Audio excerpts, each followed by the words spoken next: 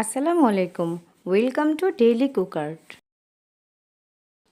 চলে এসেছি শীতের সবার পছন্দের চিতই পিঠার রেসিপি নিয়ে।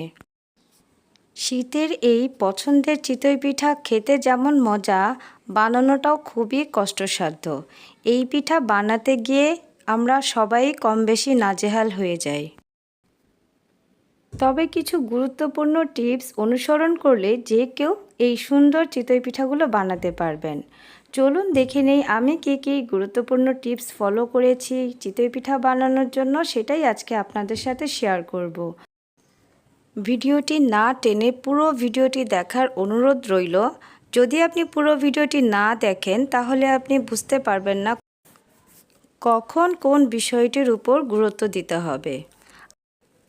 আপনারা নিশ্চয়ই দেখতে পাচ্ছেন আমার পিঠাগুলো কত সুন্দর হয়েছে, জালি জালি হয়েছে, ছিদ্র ছিদ্র, যেটাকে জালি চিতই বলে।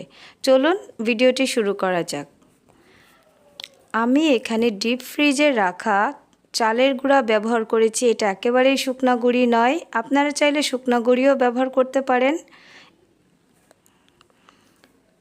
গুঁড়িগুলো যেহেতু ফ্রিজে ছিল, দানা দানা বেঁধেছিল, তাই আমি নর্মাল টেম্পারে আসার পর চালে দিয়ে ভালো করে এভাবে চেলে নিয়েছি, যাতে ভিতরে কোনো চাকা বা দলা পাকানো না থাকে। এভাবে ভালো করে চেলে নেওয়ার পরে আমি হাতে সহ্য হয় এরকম হালকা কুসুম গরম, খুব বেশি গরম না আবার একেবারেই ঠান্ডা পানি না, হালকা কুসুম, যেটা আপনি হাতে দিলে আপনার হাতে সহ্য করতে পারেন এরকম গরম পানি একটু একটু করে দিয়ে আমি এভাবে গুলিয়ে নেব। একেবারেই আমি গোলাবো না, আমি জাস্ট একটা পাতলা ডোয়ের মতো করব। এভাবে করলে অবশ্যই আপনার চিতই পিঠা হবে, আপনি বিফলে যাবেন না, চেষ্টা আপনার ব্যর্থ হবে না। এভাবে আমি একটু একটু পানি দিয়ে গুলিয়ে নেব, হাত দিয়ে এভাবে নেড়ে মাখিয়ে নেব। দেখতেই পাচ্ছেন আমি বারবার একটু একটু করে পানি দিচ্ছি। ভিডিওটি দেখতে আপনাদের যদি বোরিং ফিল হয় তারপরেও ধৈর্য সহকারে দেখবেন, কারণ বারবার ব্যর্থ হওয়ার থেকে একবার কষ্ট করে ভিডিওটি দেখলে অবশ্যই আপনি চিতই পিঠা বানাতে সাকসেস হবেন। এভাবে হালকাভাবে পানি একটু একটু করে দিয়ে আমি এভাবে গুলিয়ে এটা প্রায় 1 ঘন্টার জন্য রেখে দিব। আমি এখানে কোনো লবণ কোনো কিছুই ব্যবহার করিনি। আটার ঘন ডোটা আমি 1 ঘন্টার জন্য রেস্টে দিয়ে এই সময়টাতে আমি একটা বাটিতে ঠান্ডা পানি নিয়েছি, সাথে সামান্য সয়াবিন তেল নিয়েছি।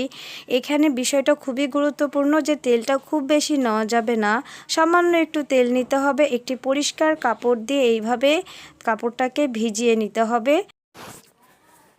1 ঘন্টা পরে আটার এই ডোটাকে আমি ভালোভাবে এভাবে হাত দিয়ে মথে মথে নিয়েছি।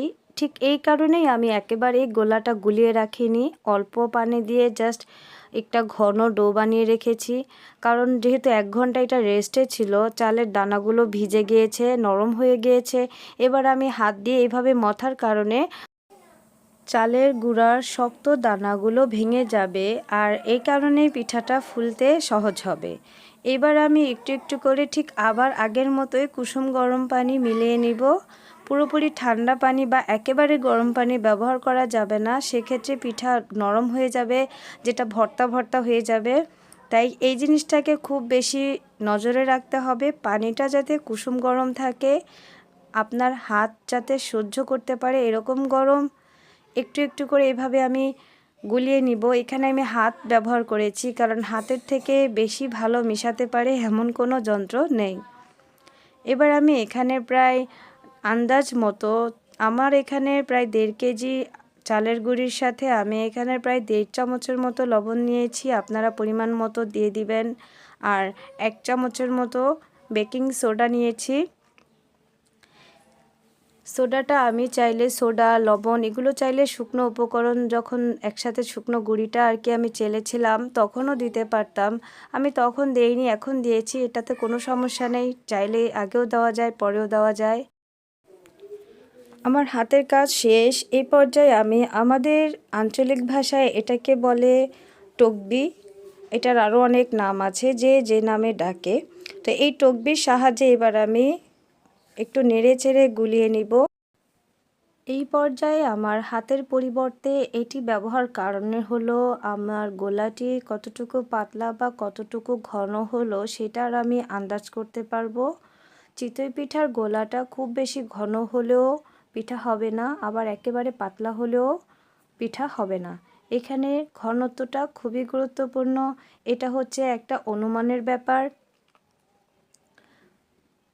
এই টকবির সাহায্যে আমরা অনেকটা গোলার ধরনটা নির্ধারণ করতে পারি। যেমন এভাবে বারবার নেড়ে নেড়ে গোলানোর পরে আমি যদি টকবিটাকে একটু উপর করে ধরে দেখব যে গোলাটা গড়িয়ে পড়ে গেছে, খুব বেশি ধীরে ধীরে না, দ্রুত পড়ে গেছে, তার মানে বুঝতে হবে আমার গোলাটা পিঠার জন্য একেবারেই পারফেক্ট। আপনাদের আমি দেখিয়ে দিচ্ছি, এই দেখেন আমার গোলাটা কিভাবে পড়ে গেছে, তার মানে আমার এটা একেবারেই পারফেক্ট। এবার আমার গোলাটা পিঠা বানানোর জন্য একেবারেই তৈরি। চলুন এবার আমরা পিঠা বানানো শুরু করি। আগেই যে তেল মেশানো পানি প্রস্তুত করে রেখেছিলাম, একটি শুকনো কাপড় ভিজিয়ে সেই তেল পানি দিয়ে খোলাটি এইভাবে ভালো করে প্রথমে মুছে নিব। খোলাটি আমি আগেই প্রায় আধা ঘন্টার মতো একদম কম আঁচে গরম করে নিয়েছি, এটা অবশ্যই গুরুত্বপূর্ণ। এবার আমি চালের গোলা দিয়ে দিলাম এবং সাথে সাথে ঢেকে দিলাম। প্রথম 2-3 মিনিট হাই হিট দিয়ে তারপরে আঁচটা কমিয়ে দিব। বাস আমার পিঠা হয়ে গেল। দেখতেই পাচ্ছেন একেবারে জালি জালি পিঠা হয়েছে। এর ভিতরে কোনো কাঁচা নেই, কোনো শক্ত দানা বেঁধে নেই, একেবারেই সফট। একদম দেখেন কতগুলো জালি হয়েছে। দেখার সুবিধার্থে আমি আরও একটি পিঠা আপনাদেরকে বানিয়ে দেখাবো। একইভাবে আমি আবারও পাত্রটি মুছে নিলাম এবং গোলাটা ভালোভাবে নেড়ে তারপরে খোলার মধ্যে অবশ্যই দিতে হবে আস্তে আস্তে। এবার আমি ঢেকে দিব এবং আঁচটাও আপনাদের দেখিয়ে দিচ্ছি। এই যে প্রথম 2-1 মিনিট এরকম আঁচ রাখবেন, তারপরে কমিয়ে দিবেন। একই প্রসেস অনুসরণ করে আমি সবগুলো পিঠা ভেজে নিয়েছি। এই যে দেখেন আমার পিঠাগুলো, একটা পিঠাও কিন্তু দেখতে অসুন্দর বা অন্যরকম হয়নি। প্রত্যেকটা পিঠা ছিদ্র ছিদ্র হয়েছে, জালি জালি হয়েছে। তো সবশেষে আবারও একই কথা বলবো, দুইটা বিষয় মাথায় রাখবেন। প্রথমটা হচ্ছে যে আমরা চালের কাইটা গোলাবো, এটা অবশ্যই মিনিমাম সর্বনিম্ন 1 ঘন্টা ভিজার সময় দিতে হবে এবং যে খোলাটাতে ভাজবো খোলাটা অবশ্যই মিনিমাম আধা ঘন্টা আগে চুলায় দিয়ে গরম করে নিতে হবে। যদি সেটা মাটির খোলা হয় অবশ্যই অল্প আঁচে গরম করতে হবে, না হলে ফেটে যাবে। ধৈর্য সহকারে ভিডিওটি দেখার জন্য সবাইকে অসংখ্য ধন্যবাদ। যারা আমার চ্যানেলটি সাবস্ক্রাইব করেছেন তাদেরকে আবারও ধন্যবাদ জানাচ্ছি, আর যারা এখনও করেননি তাদের অনুরোধ করব চ্যানেলটি সাবস্ক্রাইব করে পাশে থাকবেন। এতে আমি নতুন নতুন ভিডিও দেওয়ার জন্য উৎসাহিত হব। সবাইকে শেষবারের মতো ধন্যবাদ জানিয়ে ভিডিওটি শেষ করছি। সবাই ভালো থাকবেন।